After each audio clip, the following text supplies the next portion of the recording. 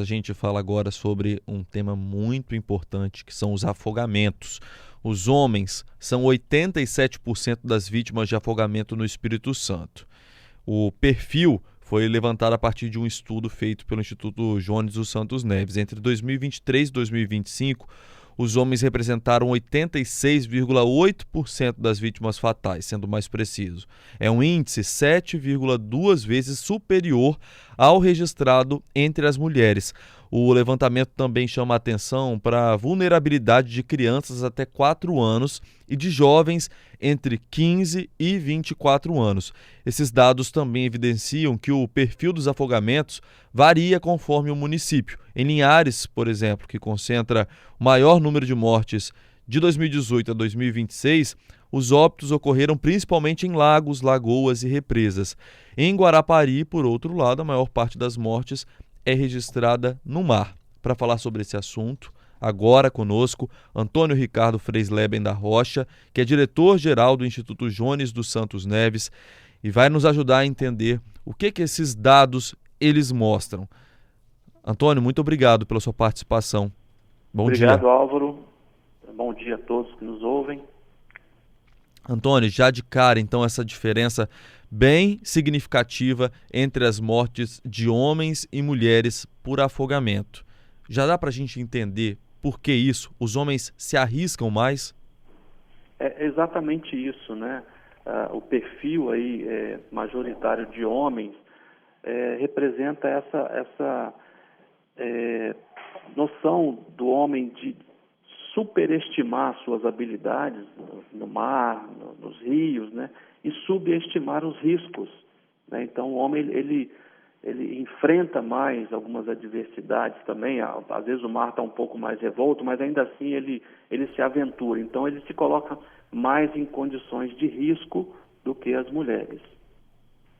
Agora, esse dado sobre o número de mortes, por exemplo, em Linhares, concentrar especialmente em lagos, lagoas e represas, é até uma situação mais lógica, porque em Linhares há essa concentração maior também de opções de lazer que envolvem banhos em lagos e lagoas, e em Guarapari, por consequência, no mar. Mas tem uma questão que as mortes, aliás, o risco de afogamento em água doce, ele acaba sendo subestimado pela população em decorrência do mar? Sim, porque quando você olha para o mar e uma lagoa em condições normais, né, a lagoa aparenta uma tranquilidade, uma calmaria, e isso leva as pessoas, inclusive aquelas que não sabem nadar, a se aventurar. Então a pessoa olha para a lagoa, está calma, mas ela não percebe que por trás daquela calmaria pode haver ali um buraco, um redemoinho que está puxando, né? Então isso leva as pessoas a se colocarem numa posição de risco menor, entenderem um risco menor na situação e se aventurarem. E é por esse motivo que a gente observa, né, que a maior parte das mortes acontece na água doce, especificamente nas lagoas, lagos e represas. Então a maior parte das mortes não acontece no mar, acontece em lagoas e represas? Exatamente. Você tem um número maior de ocorrências, sem vítima, inclusive, no mar, né, mas onde morrem mais pessoas afogadas são em água doce. E aí muitas vezes o ouvinte pode estar se perguntando por que nós estamos falando de afogamentos agora, em julho, período de inverno. Sim, Por quê? sim. Mas essas mortes, elas acontecem não só nos períodos de verão, de alta temporada, entre dezembro e março, mas agora no período de férias escolares há uma preocupação muito grande e um aumento, né, relatado. Exatamente. Então, me permita justificar esse estudo. Dia 25 de julho foi o Dia Mundial e Estadual de Prevenção ao Afogamento. Então, essa publicação feita pelo Instituto Jones foi feita em parceria com o Corpo de Bombeiros Militar do Espírito Santo e a Sociedade Brasileira de Salvamento Aquático, a Sobrasa. E o objetivo foi trazer luz a esses dados. É uma causa muito nobre, né? São causas evitáveis. Então isso chama muita atenção. Para você ter uma ideia, Álvaro, no Brasil a gente tem uma morte por afogamento a cada 90 minutos. Aqui no Espírito Santo temos uma morte a cada 2 dias e meio aproximadamente. Então, quando você entende que são causas evitáveis, isso chama muita atenção. E quando você olha esse perfil, né, que foi levantado pelo estudo, você observa na faixa etária, as crianças de 0 a 4 anos, entre 23 e 25, 2023 e 2025, foram 34 crianças que perderam a vida. E a maioria delas foi no próprio domicílio. Então, nós entendemos que trazer luz a esses dados, num período em que você tem ali o dia de prevenção, né, ele é importante. A informação ajuda a sociedade a se conscientizar. Lidou com água, vai lidar com água, todo risco é importante, todo risco deve ser analisado. E como você falou, então, a gente tem 2 momentos onde a incidência é maior de afogamentos. É no verão, naquele período ali de novembro a março, né? E no período de férias escolares, em julho. Então, por esse motivo, a gente entendeu a necessidade de dar uma divulgação, né, de publicar esse estudo e trazer essa informação, né, e a gente conta muito com a imprensa, né, com as mídias, para levar essa causa para toda a sociedade. Ela precisa incorporar essa importância da prevenção ao afogamento, que, como a gente já falou, são causas evitáveis, né? Adalberto, tem pergunta? Sim, diretor Adalberto aqui, bom dia. Sim. Ó, nós temos aqui a dúvida do nosso ouvinte Eduardo Álvaro. Ele faz o seguinte questionamento. A gente sempre fala muito sobre prevenção, por exemplo, no mar, relacionado às praias. Ele tem uma das próprias campanhas de conscientização das prefeituras, por exemplo, diretor. Mas, segundo ele, falta campanhas de conscientização sobre a utilização das lagoas e represas, que é um ponto que a gente tem chamado a atenção, onde acontece tantos afogamentos aqui no Espírito Santo. Ele queria saber como que as prefeituras, de forma geral, aí, diretor, podem atuar nessa conscientização para essas regiões aí da água doce. Nós identificamos também que é importante, né, como eu disse, a conscientização de toda a sociedade.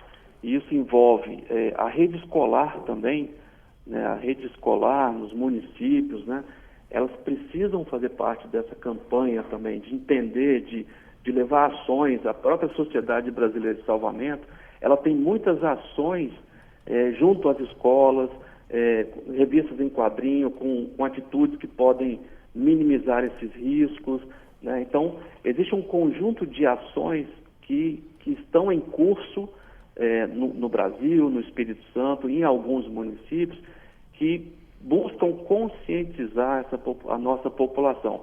Mas é lógico que, além das instituições públicas, né, trabalhar essa questão da conscientização, eu particularmente acredito que é muito importante a sociedade, a pessoa, o cidadão se conscientizar. Por exemplo, tá na praia, tá na lagoa, ingeriu bebida alcoólica, não entra na água. Se tiver alguma possibilidade de um risco, né, não entra na água. Se você tem filho, está levando ele para se divertir, no lazer, não tire os olhos dele. São aquelas informações, aquelas atitudes preventivas básicas que até às vezes não precisa ser aprendido no ambiente institucional. Nossa própria família nos ensina a ter esses cuidados, né? Então, simples ações já ajudariam bastante a reduzir esse número que é tão ruim, né?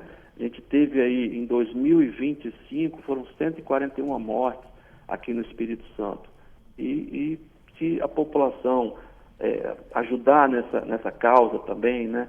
E a gente também, lógico, as instituições públicas, como escola, o Corpo de Bombeiros faz treinamento, dá palestras, a Sobrasa também faz um conjunto de ações. Eu acho que isso tende a ajudar a gente a reduzir esse número, né? Tem até um outro questionamento aqui, diretor, da nossa ouvinte Sandra. Ela trazendo um alerta, Álvaro. Segundo ela, tem uma combinação também muito perigosa que a gente precisa chamar a atenção, que é a ligação, diretor, entre álcool e essas mortes por afogamento.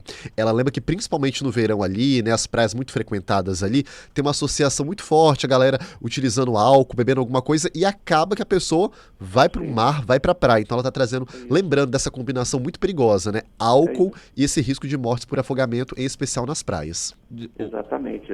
O estudo ele não levanta essas particularidades. Isso vem, né, do conhecimento que a gente já vê dos próprios órgãos, dos bombeiros, Defesa Civil, a própria imprensa já divulga isso, né, com bastante ênfase. Então, são cuidados básicos, né, Álvaro? Se a gente fizer pelo menos o básico, a gente já reduz em muito essas mortes, né? Então, a ideia do estudo foi exatamente isso, trazer luz, trazer para a sociedade essa informação, né, para que, em conjunto, sociedade e instituições busquem a conscientização, a implementação de ações conjuntas para reduzir esse número tão ruim para o nosso estado. Né? O estudo lista aí quais as principais causas? Ou não chegou a ter esse... Não, a gente não teve acesso a essa informação, tá? Uhum.